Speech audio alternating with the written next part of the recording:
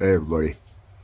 So I've been seeing a whole lot of reports and videos with people talking about the latest poll numbers relative to this 2024 presidential election in the United States. And by those poll numbers, it looks like former Senator Joe Biden is going to have a heck of a time getting reelected. And everybody's talking about, oh, Trump is coming back. Trump is going to win. It's going to be a landslide. We're going to get our man back. All this other stuff. All these Trumpsters, man, you guys are throwing a party right now. I think it's a little bit early for all that. I've got some bad news for you guys. And a little bit later, I've got some good news. So let me get into this. First, the bad news for all you Trumpsters out there. There will never be another truly conservative president of the United States. It's not going to happen. Not in your lifetime, not in mine. It probably will never happen. Look, in 2016, everybody thought that Hillary Clinton was going to defeat Donald Trump. Everybody thought that she was a shoo-in and he couldn't possibly win. 2020 rolls around and they realized that Trump couldn't lose. So they had to cheat him to beat him. They knew it. That's exactly what they did. They rigged the election and installed former Senator Joe Biden into the White House. They got away with it. Anybody with two brain cells in their head knows that that's exactly what they did. And only one of those brain cells really has to work. And they're not going to stop. They got away with it and they're not going to stop. So that's the bad news. The good news is that the economy in America will not just crash. The powers that be will not allow for a sudden and catastrophic collapse. And when I'm talking about the powers that be, I mean those 12 or 13 people in the world who, control everything, and their puppets who do their bidding. They will not allow for a sudden and catastrophic crash. Why do I say that? Given all of the inflation and all of that crap. I say that because they know that they need conservatives to basically keep society settled down a little bit.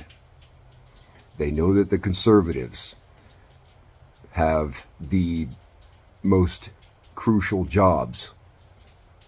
They know that the conservatives have the most firepower. And they know that the conservatives have the most self-control. They know that as long as people have a job to go to in the morning and can defend themselves at home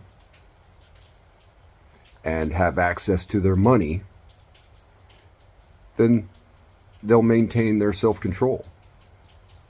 And they're not going to do anything else. Even if they're pissed off, they're not going to do anything about it because they still have to go to work in the morning.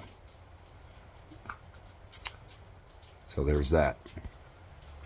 There's also been a lot of talk about civil war in the United States.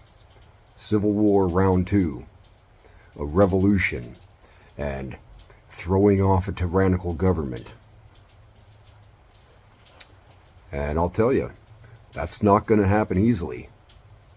If it ever does, it won't be easy. Most conservatives, those who are most pissed off about what's happening in this country, would never draw down on uniformed personnel, whether it's a local badge or camouflage. They're not going to draw down. So, without getting into the numbers, I'll tell you, you're pretty much left with maybe 20 to 30 million people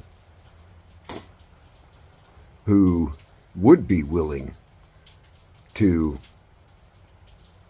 do combat against uniformed personnel, government staff. And those 20 and 30 million people are spread out all over the country. They're not united in a centralized, trained unit. They're spread out all over the place. 3,000 miles from coast to coast.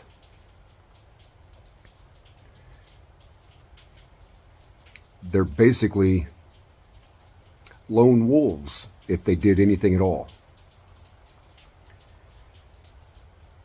And this is why you have legislation being introduced in Washington, D.C.,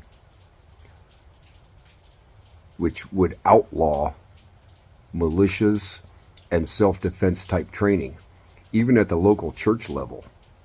There's legislation out there that would ban security teams at local churches and stuff.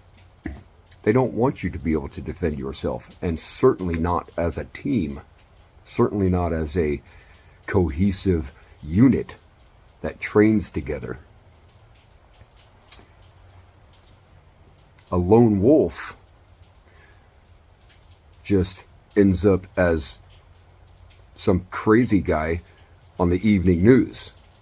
You know, he was a nice guy, kept to himself mostly, and then one day he just snapped.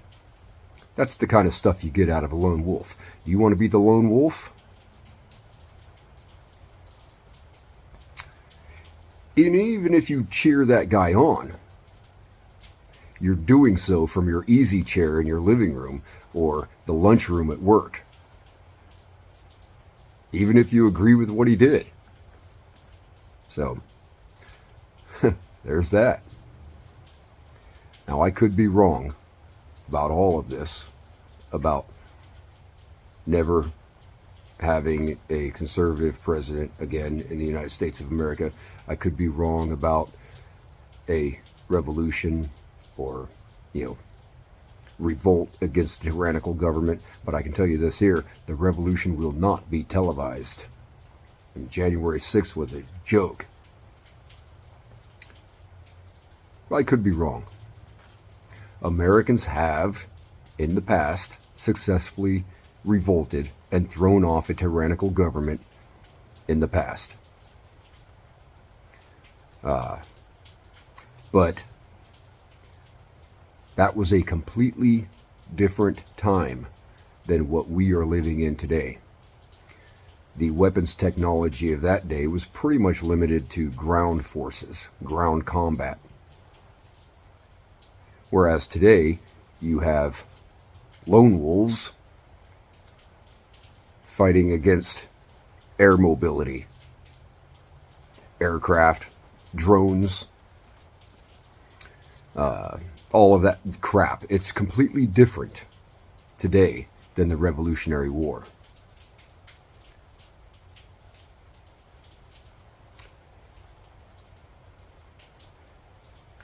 If Americans revolt,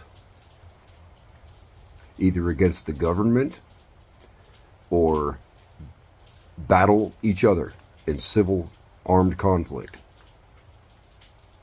It will be more a fight for freedom at the individual level. You will fight for your freedom at your doorstep, at your front gate, on your home turf. And what does that look like? Very simply, that looks like you live free until you die.